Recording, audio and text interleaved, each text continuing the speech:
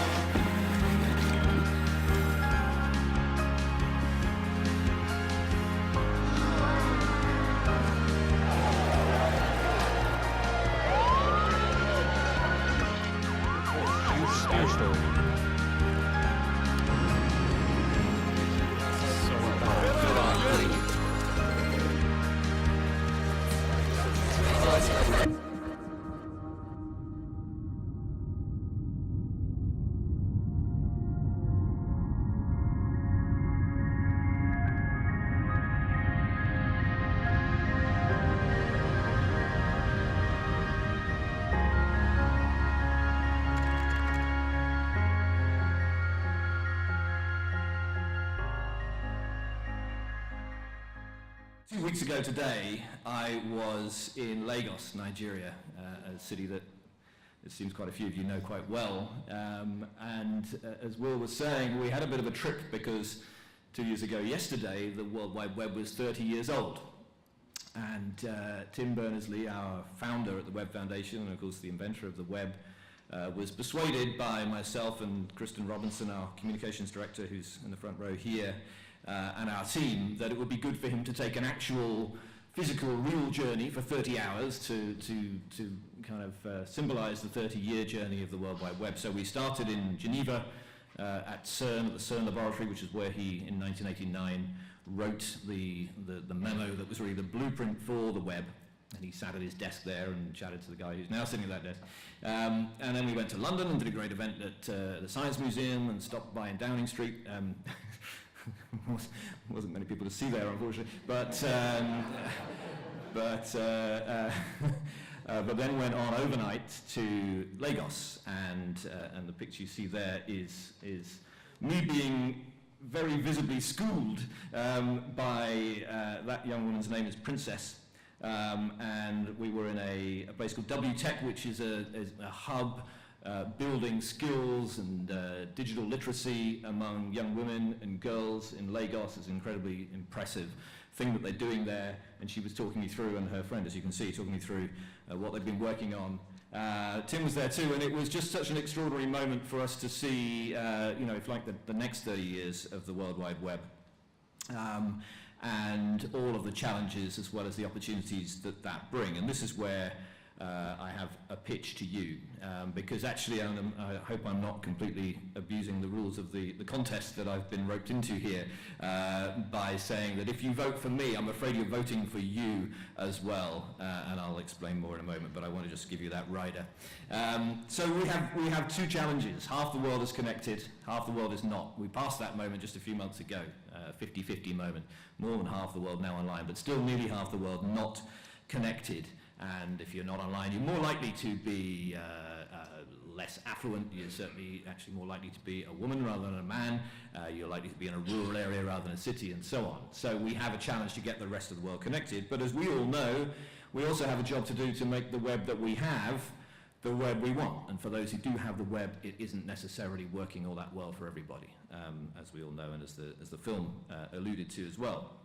So really, I think, where I come to today is to try to dissect that challenge a bit and look first of all at how marketing and ads in the digital age may be failing people.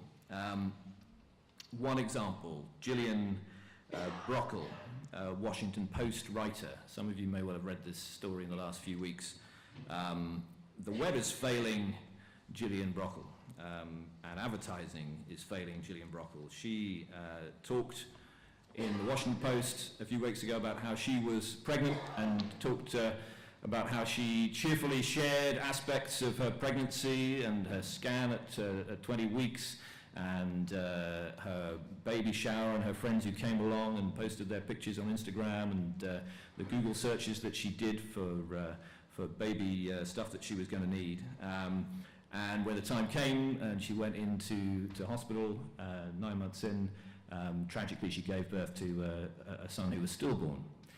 And she came home carrying her grief to a online and social media environment that was acting as if nothing had happened, and in fact was pushing at her relentlessly all of the things that she must be really enjoying at this point, to the point that Experian sent her an email saying, why not now complete the registration of your baby, which she hadn't even started.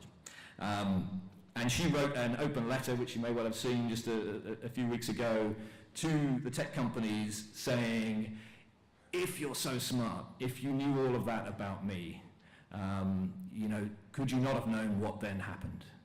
And could you have changed what you served to me at that point? Or maybe, just maybe, could you have not served anything at all?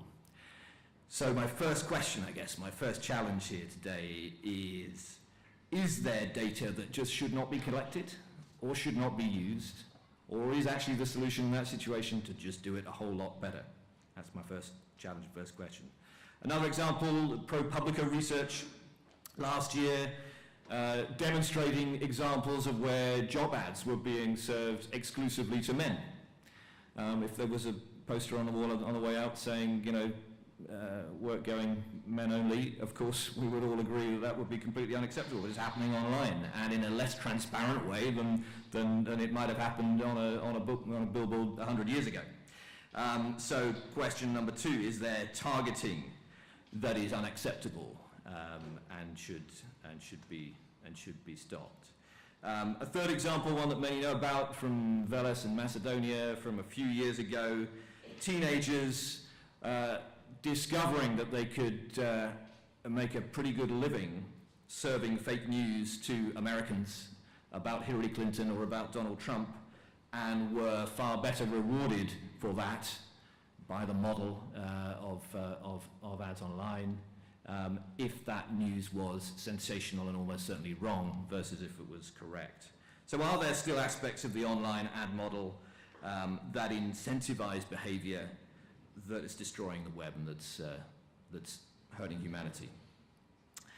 Now, it isn't just that ads and the marketing world may be failing people. It's also very clear that the web is failing you. It's failing marketeers and advertisers in all sorts of ways. And actually, one of the reasons why I'm really glad to be here is in conversations while we're here, really keen to learn from you how that looks to you. But we know that with ad fraud and bot clicks, with the duopoly of Google and Facebook, with the way your ads too often are displayed next to content that is the last place you want to be seen, you rely on your ads being trusted and your brands being trusted, and we know that public trust has been ebbing away. That was before we all had the World Wide Web in our pockets, but it's continued in the same direction. So this is a challenge, I think, that comes back home here to all of you too. So how can we fix this together? Because despite these challenges, you also know what the web can do for you, right? And by next year, over half of the, I think, $630 billion global ad spend will be in digital platforms, and the real-time relationships that you can have with consumers are priceless. We take all this for granted now, but we wouldn't want to go back. But knowing what the web can do for you, I guess my question is, what will you do for the web? As Tim Berners-Lee said, the web is like a precious resource, and we're all responsible for it, just like our environment, the environment around us. We all have a job to do to maintain it, and it's in all of our interests that all of us do our part. Not so different from how we navigate our streets and our towns and our villages. There's a job for government to do to make sure the speed limits are in place and the signs are put up. There's a job for companies to do to make sure there are vehicles that are safe and get us from A to B. But crucially, there's a job for all of us to do, not just to obey the rules and to buy the products, but to establish norms and expectations of each other about how we navigate each other, how we speak with each other. And we've taken decades or even centuries to figure that out in our physical environment, in our communities, in our societies. No wonder that in the short decade or so that we've been trying to figure this online that we're struggling with it. But for me, alongside the responsibilities of companies and governments, the responsibilities of all of us as citizens to establish those norms, to figure out those ways of engaging with each other are hugely important, and there's a massive job that I think all of you can play in that.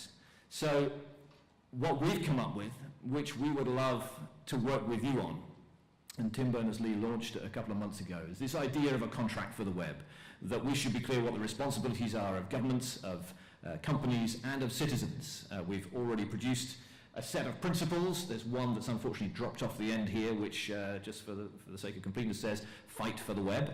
But there are three principles there that apply to governments, 3 that apply to companies, and 3 that apply to all of us as citizens, that we think if we can realize that these could start to put us back on a path towards a web that we want, a web that we can feel proud of, a web that Tim Berners-Lee intended right at the beginning when he established something that he, of course, then gave to the world for free. He did that not just because he felt it was consistent with his values and an ethical standpoint. He also did it because he knew that was the best way to make sure it would reach everybody. But having started with those, with that DNA, we want to ensure that we can reclaim that notion, that vision of the web being something that is truly for everyone and truly that serves humanity.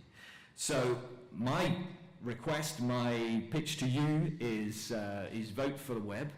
And if you're going to vote for the web, as I said at the start, that'll be a vote today for me, but it'll be a vote for all of us to work together through things like the contract for the web and through the partnership that we can make between the Web Foundation and all of you to see if we can actually realize this extraordinary asset, this extraordinarily precious resource, and make sure it's truly something that serves humanity and is for everyone. So thanks very much.